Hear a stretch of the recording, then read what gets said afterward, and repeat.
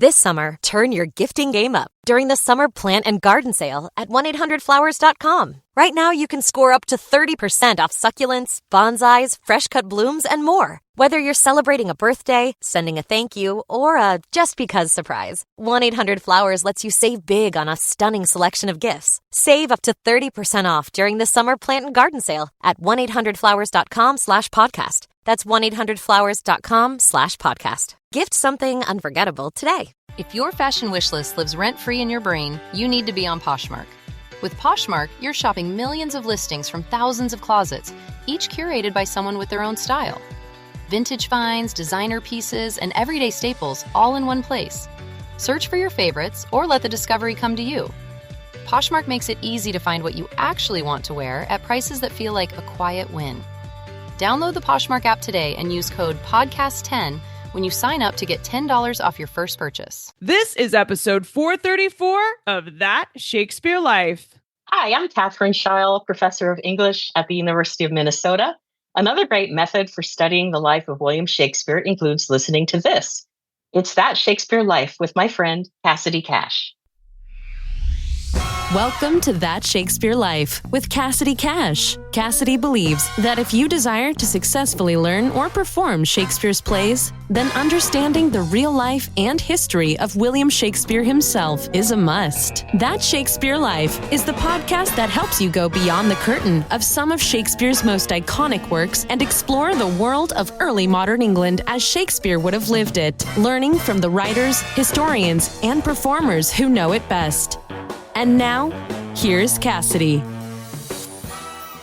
It's estimated that travel from Stratford Upon Avon to London might take days or even weeks, depending on the weather and your particular mode of transportation. So it's only logical to think that Shakespeare must have had a place to stay when he was in London for work.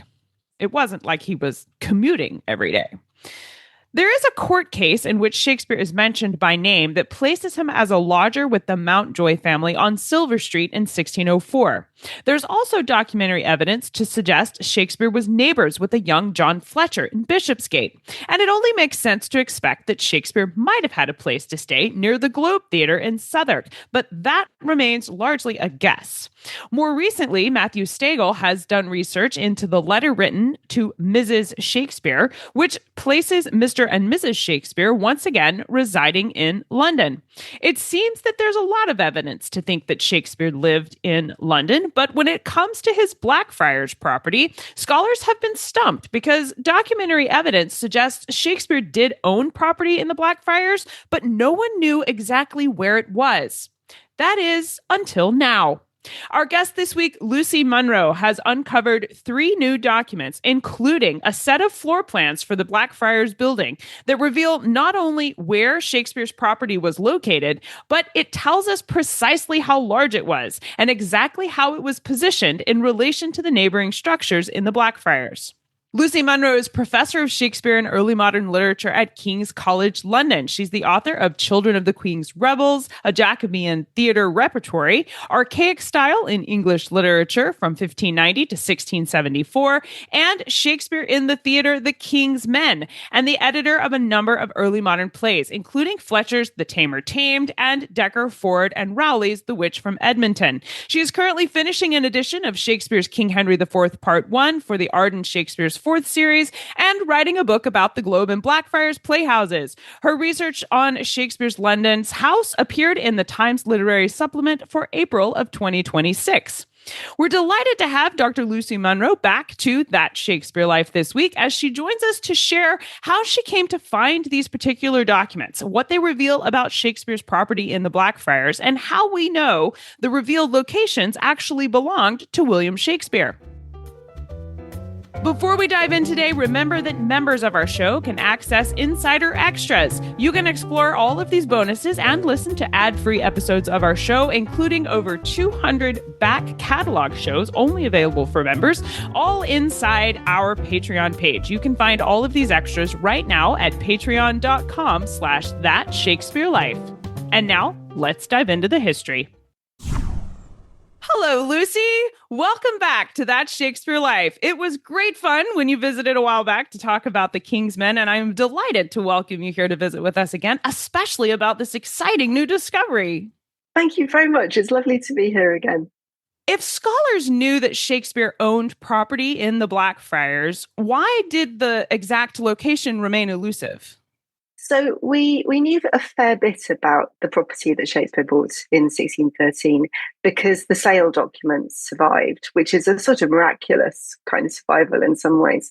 They were uncovered in the early 19th century, and they're now owned by the Folger, the British Library, and the London Archives. And they say that part of the property was erected over a great gate that led into the Blackfriars precinct. And they also say that it abutted upon a street leading down to Puddle Wharf on the east part, right against the King's Majesty's wardrobe. And we knew that Puddle Wharf or Puddle Dock Street became St Andrew's Street, which is what it is now. But it wasn't clear exactly where the Great Gate was or whether the street plan before the Great Fire was similar to the street plan after the fire. And it made it difficult to pin down precisely where it was. Although there is something quite funny about being able to say, my big discovery is that it's where we thought it was. Well, confirmation is everything. We should mention that one of the documents uncovered in Lucy's research is a literal drawn plan of the Blackfriars property itself. It outlines the actual dimensions of the space. Lucy, what were you looking for when you discovered these documents, and how did you go about determining that these early 17th century drawings were actually of Shakespeare's Blackfriars house? Well, it's one of those odd things that you often find things when you're not looking for them. So I was at the London Archives doing some research on the Blackfriars neighbourhoods, because it's where a playhouse was, and it's a playhouse that Shakespeare had shares in. It's a playhouse that his plays are being performed in, along with the Globe, between around 1609, and then really right up until the 1640s. So it's a really important district for thinking about Shakespeare's work and his life in London. But I was looking for material relating to the playhouse, and I was interested in seeing whether I could work out sort of additional things that people haven't thought about in terms of what was surrounding the playhouse, what kind of businesses, what kind of people were living there, what the urban environment of the playhouse was. And so I ordered up a couple of boxes of documents which said in the London Archives online catalogue that they related to the Blackfriars, so property documents. And I was working through them and opened one of them up, and it was a lease document from 1668 with a plan attached. And it's a really interesting plan because it's a lot more wide scale than you tend to get with these property documents that often it's really just the property itself. So you have a piece of paper that just has a square or a kind of shape of some sort with dimensions on it, and maybe the names of the people who owned the property that abutted onto it. But this one, because this man called Sir Heneage Featherstone owned a lot of property in the northeast part of the Blackfriars, this plan actually shows you quite a lot of different property and kind of what the floor plan of that part of the precinct was like just before the Great Fire. And it marks the names of residents of these bits. So I looked at it and I thought, okay, this isn't the playhouse property, which, my initial reaction was to be disappointed that it didn't relate to the playhouse. But then I realized that I could sort of tally it mentally with plans that I'd seen that scholars have reconstructed of the Blackfriars precinct and the medieval priory that was there until the 1530s and then was converted into lots of residential and business property. And particularly a work of a scholar called Nick Holder, who's done some amazing work on the medieval priory of the Blackfriars. And his maps show the location of the gate. And I realised that the location of the gate matched the gap between two bits of property on this plan, the bit that's marked as belonging to William Isles and the bit that's marked as the inheritance belonging to Dr. Bacon. And then when I started to check it against what we knew about the Blackfriars house that Shakespeare bought in 1613, I realised that the William Isles property was the property that Shakespeare had owned, and that I was looking at something that gave us an idea of the size and the shape of the property. So the the plan suggests that it's relatively substantial. It was L-shaped because it had a section that went across the gate. And the section to the north of the gate, which is shown on the plan because it had left a kind of a floor print after the Great Fire, is measured 45 feet from east to west, 15 feet north to south at the eastern end, and 13 feet at the western end. So it's a slightly irregular kind of rectangle shape. And that means it was approximately, or that section of the house was approximately 630 square feet, 58 square meters if you work in metric. And it probably had at least 2 stories because part was stretching over the gate. So you're probably looking at 630 times 2 plus whatever the dimensions of the part stretched over the gate were. More if it went to more than 2 stories. So it's relatively substantial.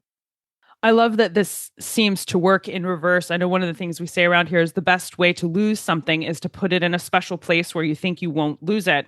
And it seems with historical investigation, it works quite the opposite. The best way to find something is to be looking for something completely else, and you will stumble upon it. I find that incredibly encouraging that you found this going after something that you didn't originally think was what it turned out to be. But as you were investigating this, I wonder what the features were about what you were looking at that made you think it was a home instead of a playhouse or a place of business. Yeah, that's a really interesting question. And I think, the line between residential property and business property was less clear cut at that point in time. But all the records we have until the mid 17th century suggests that it's being used as a home. So we know that a man called John Fortescue was using it as his home in the late 16th century. And then Shakespeare's will mentions a tenant called John Robinson. And there's no mention of his trade, which maybe suggests that he was using it for residential purposes. We know that in the mid 17th century, the tenant William Miles, who was a tailor, and he seems to have been operating his business there. So he had a trade token made with the address Island Gate on it and a little pair of shears and his initials. But as I say, the line between residential property and business property is a bit blurred, I think, in this period. The reigning theory about Shakespeare, and I've even said this before on the show, was that Shakespeare retired back to Stratford Upon Avon after the Globe burned down in 1613. How does this new evidence challenge that idea? So we might talk about this a bit more later, but we do know that Shakespeare writes his last play that has survived, which is called The Two Noble Kinsmen, with John Fletcher in summer or autumn 1613, so after the Globe fire, which was in June. And we don't actually know what he did with his Playhouse shares. So at what point did he sell his global Blackfriars shares? Did he sell one set of shares and not the other shares? What were his intentions at that point? And the purchase of a fairly substantial house in the Blackfriars precinct, I think, does complicate things, as it's arguing that he had an ongoing professional and a substantial kind of investment in London. And the other thing that I think people have noticed, but I find really interesting, is that he seems to go to some effort to buy the house with vacant possession when he buys it in March 1613. And obviously this is before the fire, so his intentions may have been shifting quite a lot kind of within that year. We have the sales documents, and there are 2 of them. They were originally one piece of parchment with a wavy line in the middle where they were cut in half. And the idea was that you could slot them back together to prove that one of the parts was genuine, and the sales contract is written on each of those parts. And one of them has a clause that mentions an existing tenancy, but then that is crossed out in that copy and it doesn't appear in the other copy. So it looks as if Shakespeare is going to some lengths to buy the house without a tenant in it. If you put that together with the fact that he's still writing plays in 1613, it maybe suggests that he has an ongoing professional kind of engagement with London. And of course, I think we tend to read Shakespeare's life backwards from the fact that he died in Stratford in 1616. There's a slight kind of teleology about the way that we read those final years. We're always thinking of them leading up to, his death, his being in Stratford at a certain point. But we don't know really what he was up to in those years, what his intentions were at any one point. Did his intention change for some reasons? Was he ill? Did he become ill at a certain point? I think there's a whole load of questions that we need to think about a little bit more. I think it does track with what we think we know about William Shakespeare, that he wouldn't have spent his last 3 years just sitting around in Stratford waiting to die. So it makes sense that he would be gainfully occupied at something. So yeah, I think unless he was, unless he became incapacitated at some stage, which we're pretty sure happened to Francis Beaumont, who's another writer who died in 1616. What specifics do we know about Shakespeare's later years? I mean, do we know whether he was incapacitated? I mean, if Beaumont has evidence to that effect, I'm assuming we don't have that kind of evidence for Shakespeare. So why does it make sense with what we do know that this property in particular would have been attractive to Shakespeare? Yeah, so we know about Francis Beaumont because there's an elegy written after his death that suggests that he was, that he had a kind of struggle with ill health. We don't have anything similar for Shakespeare. In fact, almost the opposite, that we have these kind of stories that circulate around the idea that he gets sick and dies quite quickly because he goes out drinking with Ben Jonson and Michael Drayton, the kind of stories that probably aren't true. But we do know a bit about what he's up to in 1613 in particular. So as I mentioned earlier, he writes a play called The Two Noble Kinsmen with John Fletcher in summer or early autumn 1613. Earlier that year, he writes Henry VIII, or All Is True, which is the play that's being performed at the Globe Playhouse when it burns down in June 1613. And then we actually know that he was in London in November 1614. So his friend Thomas Green consulted with him about business in Stratford and mentions in his papers that Shakespeare was in London at the time, I think with his son-in-law, John Hall. It's possible that he'd stopped writing plays by this point, but he clearly still has connections with London. And I suppose the other thing is that there are such things as lost plays. There's at least at least 2 Shakespeare plays that are lost. There may have been a play in 1614 that Hemmings and Condell didn't include in the folio. I feel like I'm asking a lot of kind of we don't know kind of questions, but I think it is true for this period that there's a lot that's uncertain. What do these dimensions and the size of the space that you've uncovered here tell us about how it might have been used?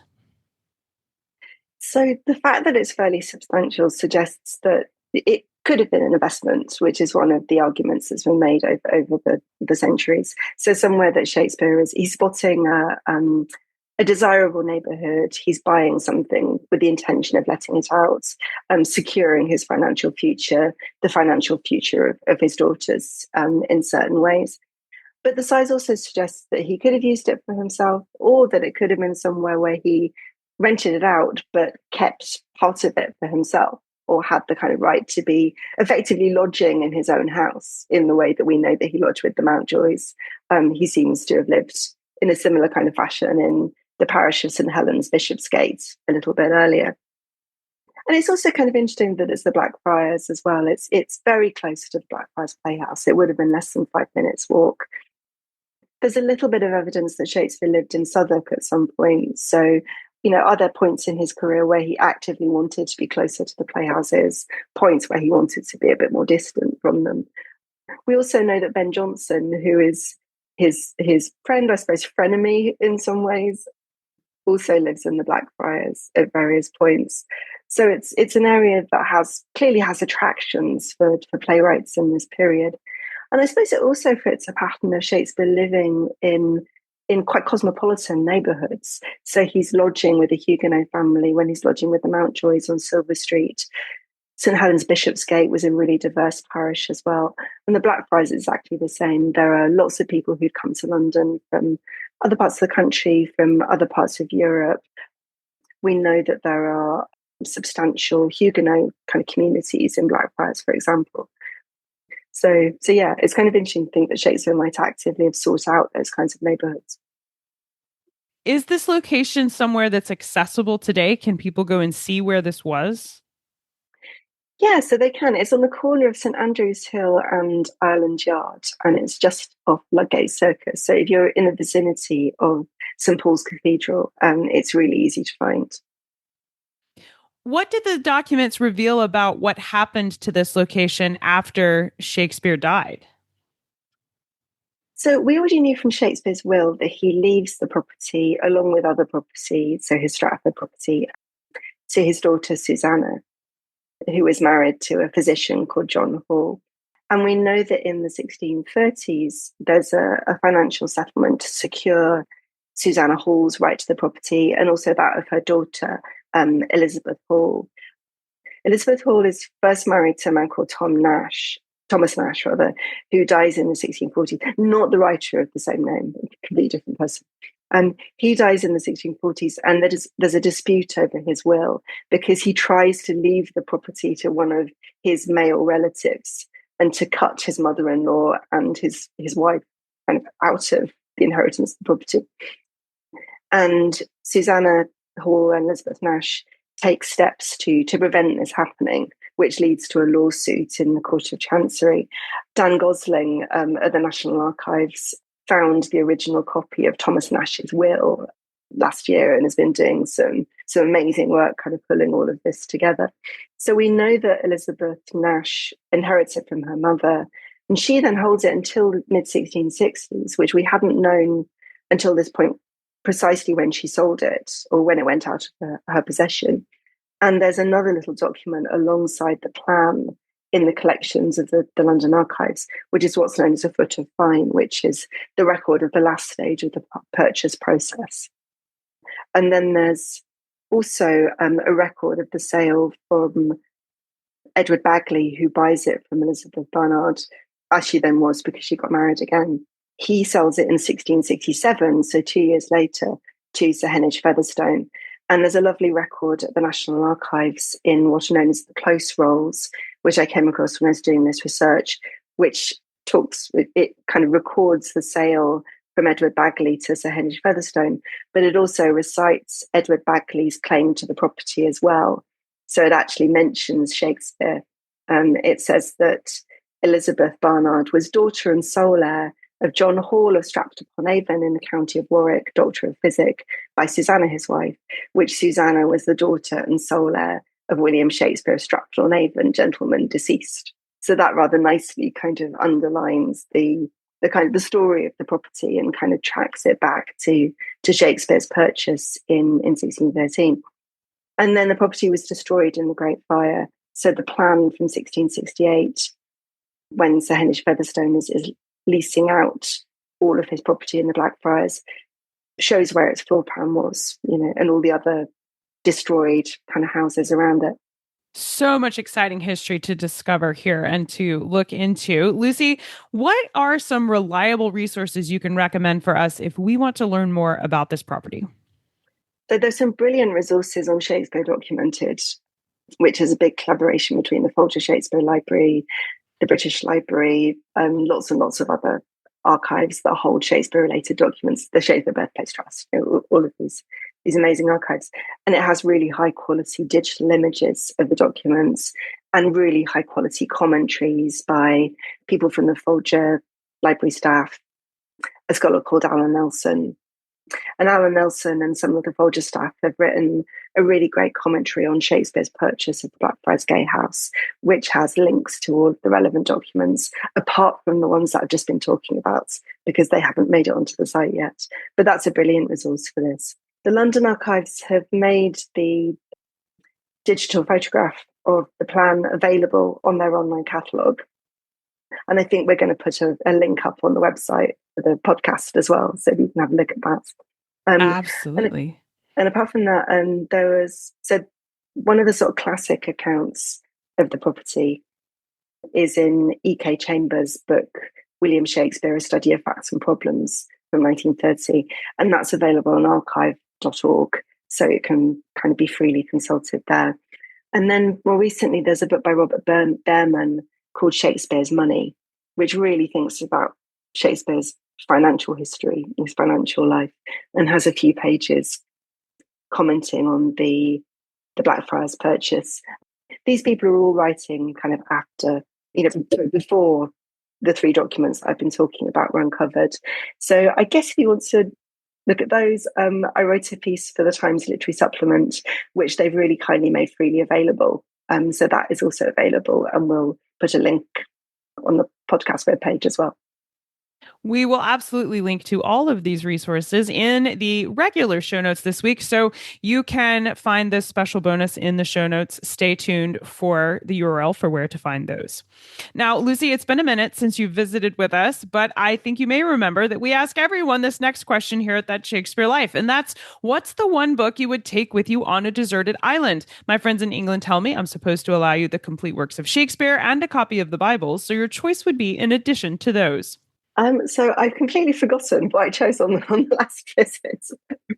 So start fresh, yes. I was going to say, what I'm going to choose is a book that I've actually just acquired a copy of, so that I can kind of read it properly, which is Lauren Working's book called The Making of an Imperial Polity, Civility and America in the Jacobean Metropolis, which is a book about histories of colonization and urban histories, and the ways in which the city of London was kind of reshaped by England's developing colonial activities in the 16th and 17th centuries. And I haven't started it yet, so that would be great when I get on the deserted island. I can read it properly. Yes, what a fascinating choice. You'd have so much to explore with that one. Well, what's next for you? What are you working on now that you're excited about? So I'm writing a book about the Globe and Blackfriars playhouses, which is what I was working on when I got slightly derailed by finding these documents about Shakespeare's house. But that's in progress at the moment. And that's a book that's really trying to think about the financial networks around the playhouse. So the ways in which the playhouses connect with other forms of finance, particularly colonial finance. So John Hemming's son-in-law was a man called Ralph Mirfield, who was the partner of Thomas Warner in the colonisation of St Kitts and Nevis in the 1620s. And so I'm interested in the way in which playhouse finance is circulating along with colonial finance.